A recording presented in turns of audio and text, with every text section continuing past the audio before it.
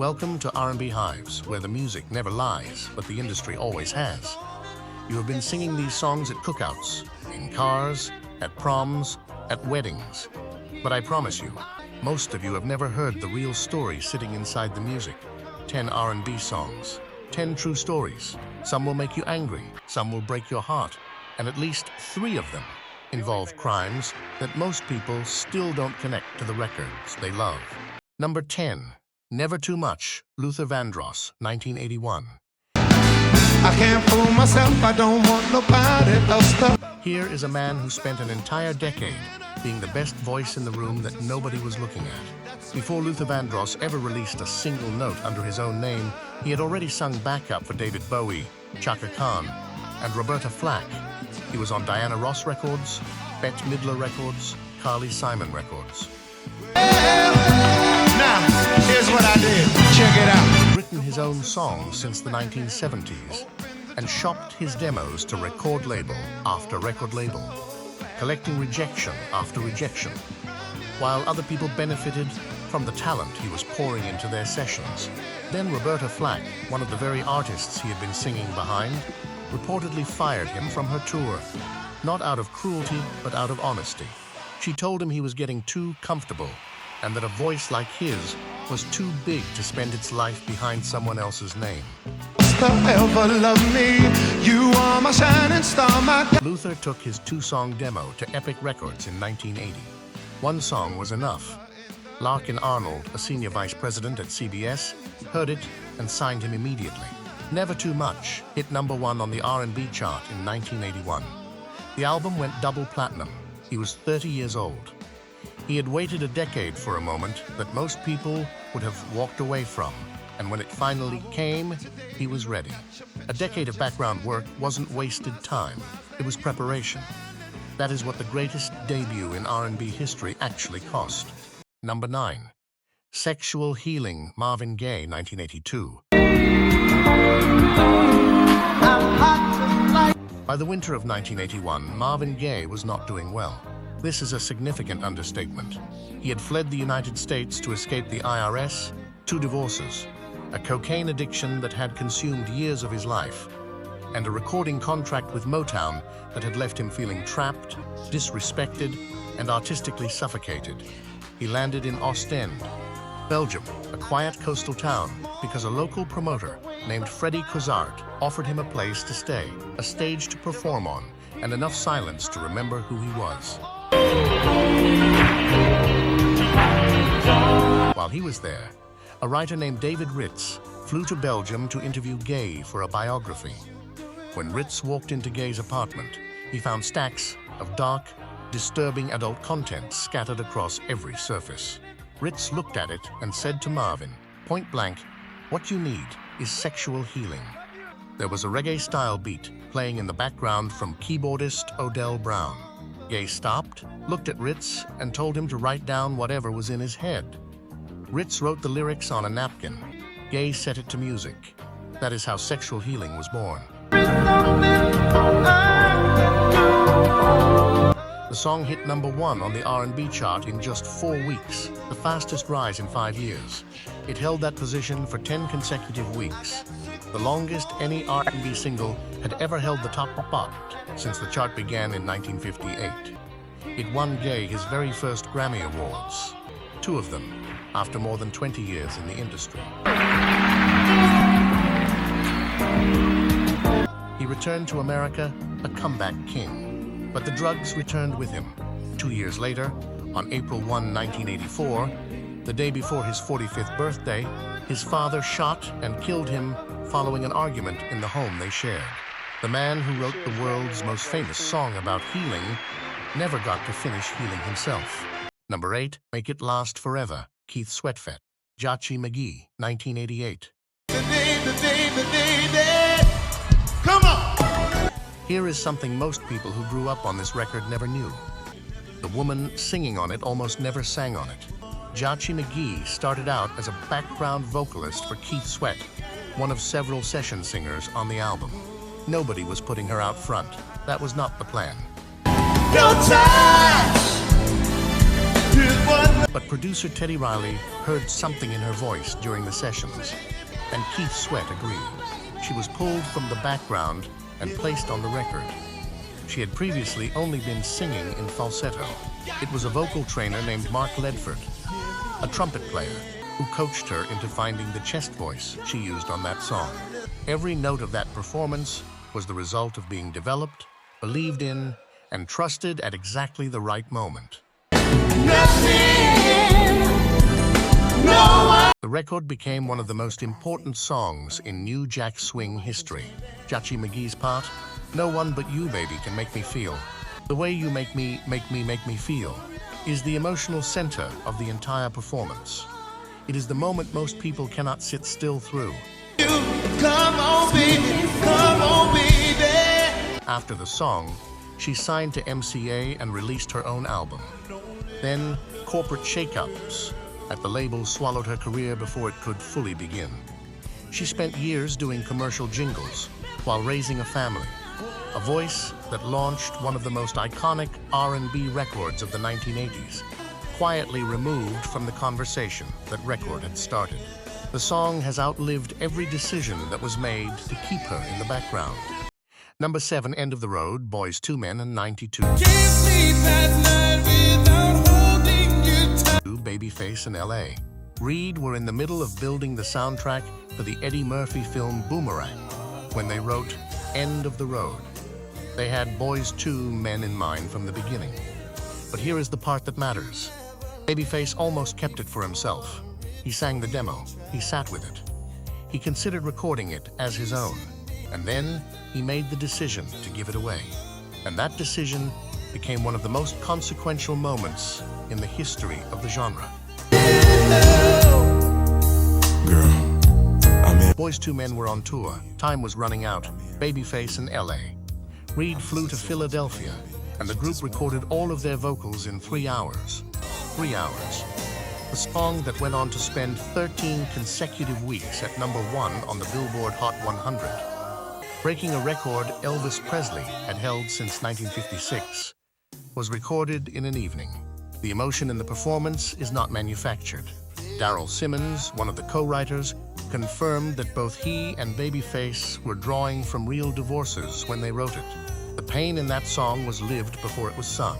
Boys II Men would break their own record in 1995 with I'll Make Love to You, and then break it again with a Mariah Carey collaboration, One Sweet Day, which held the top spot for 16 weeks. But it started here, in 3 hours in Philadelphia. From a song Babyface almost never gave away. If you are enjoying this, do well to like, share, and subscribe to keep connected. Number 6, Real Love, Mary J. Blige, 1992. When Mary J. Blige was 5 years old, she was molested by a family friend. As a teenager in the Schlobaum housing projects in Yonkers, New York, a place so bleak that a city housing official once said replicating it would be an obscenity. She turned to drugs and alcohol to cope and dropped out of high school. What saved her was a cassette tape she recorded at a mall kiosk, goofing around, singing someone else's song. Her mother's boyfriend heard it, passed it to a contact, who passed it to Andre Harrell at Uptown Records. Mary J. Blige got a record deal from a mall recording that was never meant to be heard. Real Love went to #1 on the R&B chart in 1992. Her debut album, What's the 411, went platinum. She was 21 years old, and the world was watching. But behind every award, every performance, every #1 record, she was battling addiction and living inside a relationship with Jodeci's Casey Haley that she would later describe as disrespectful and abusive. There was one moment she described in her own documentary where she was doing a television interview, announced their engagement publicly on camera. And the show immediately cut to a pre-recorded clip of K-Psy on the same program saying he was not getting married. She had to absorb that betrayal in real time on camera, in front of an audience. She sang about wanting real love while living inside the exact opposite of it. And somehow, the music she made in that pain became the thing that helped an entire generation of people name their own. Number 5, Waterfalls, TLC, 1995. Waterfalls spent 7 weeks at number 1 on the Billboard Hot 100 in 1995. It won 4 MTV Video Music Awards, including Video of the Year. It is often considered TLC's signature record, and it was also the first number 1 song in American chart history to directly reference AIDS. The first verse follows a young man who ignores his mother and turns to drug dealing. He is killed before a deal is complete. The second verse follows a man who chases casual encounters without protection.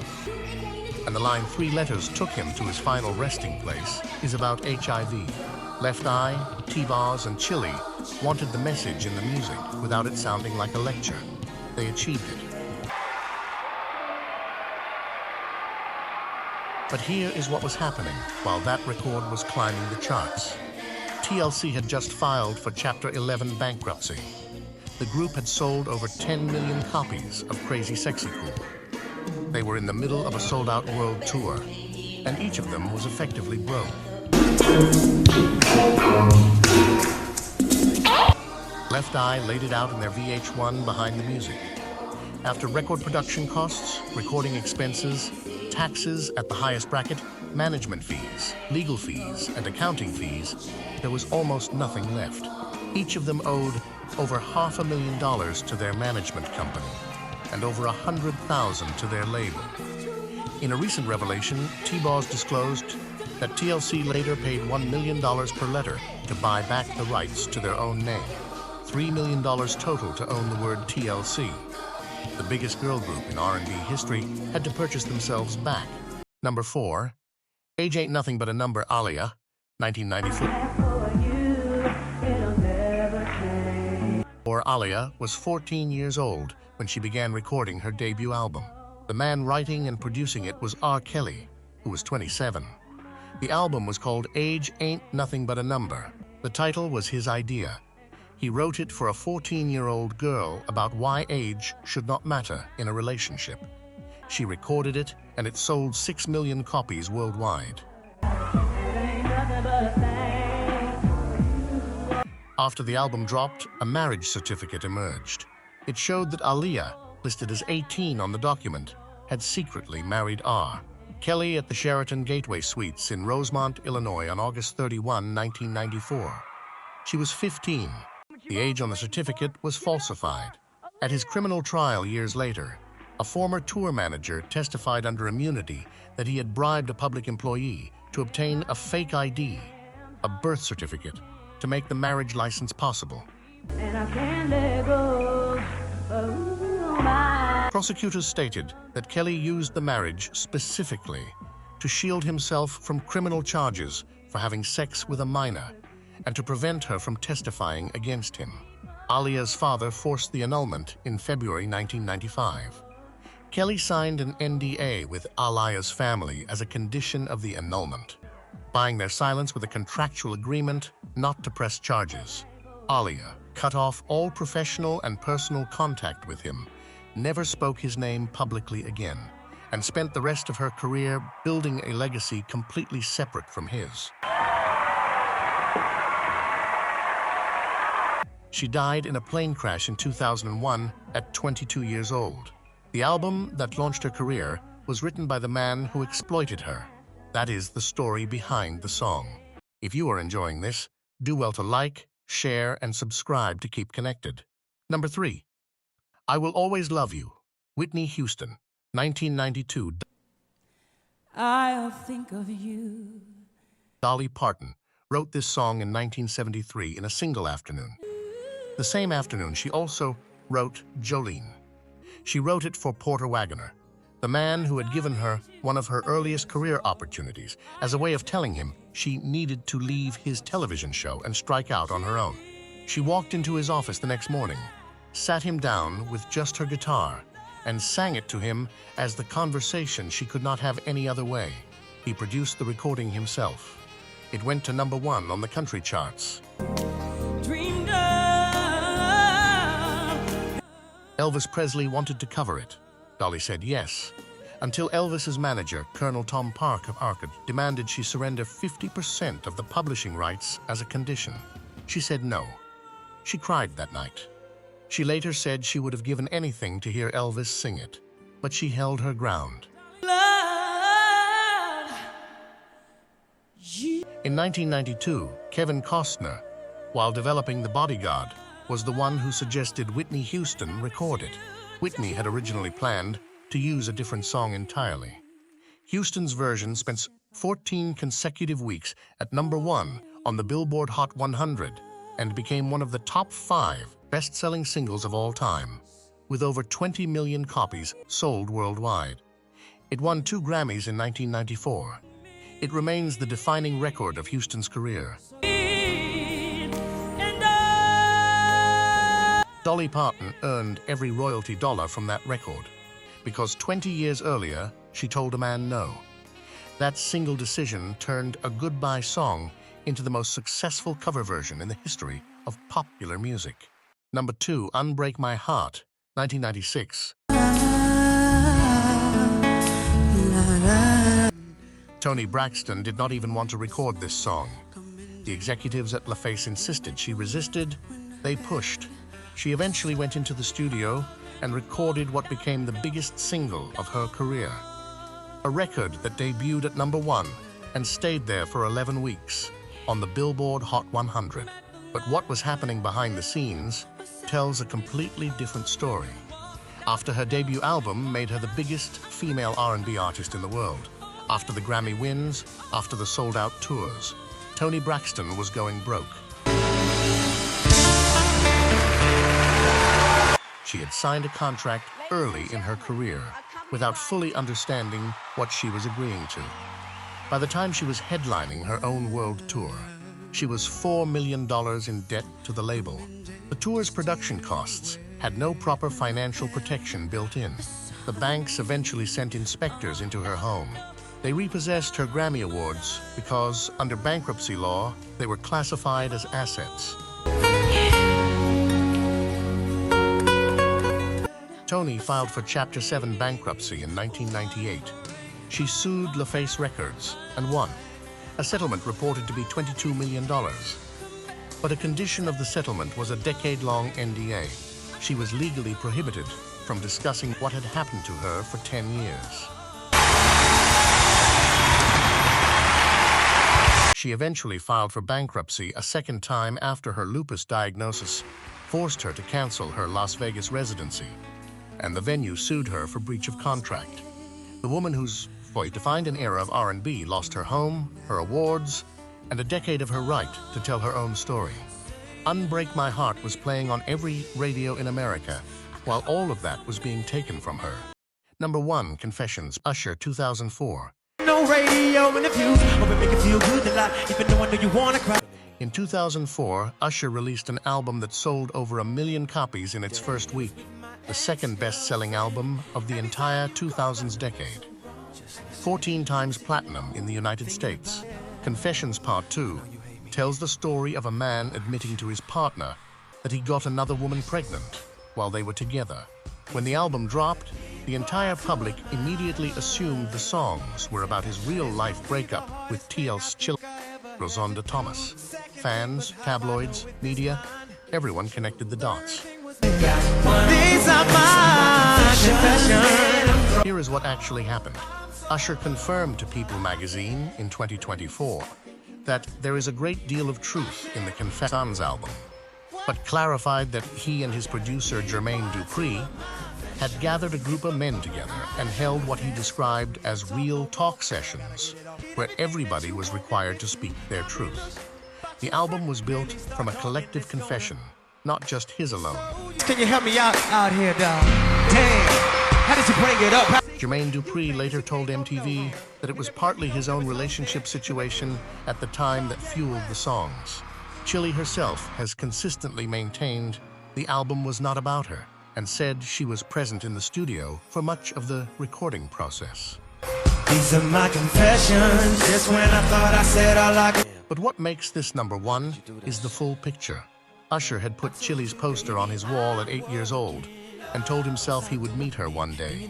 He did. They dated for 3 years, he proposed. She said no. He later told people, "I went through a great deal of pain after that, not trusting women or wanting to open up."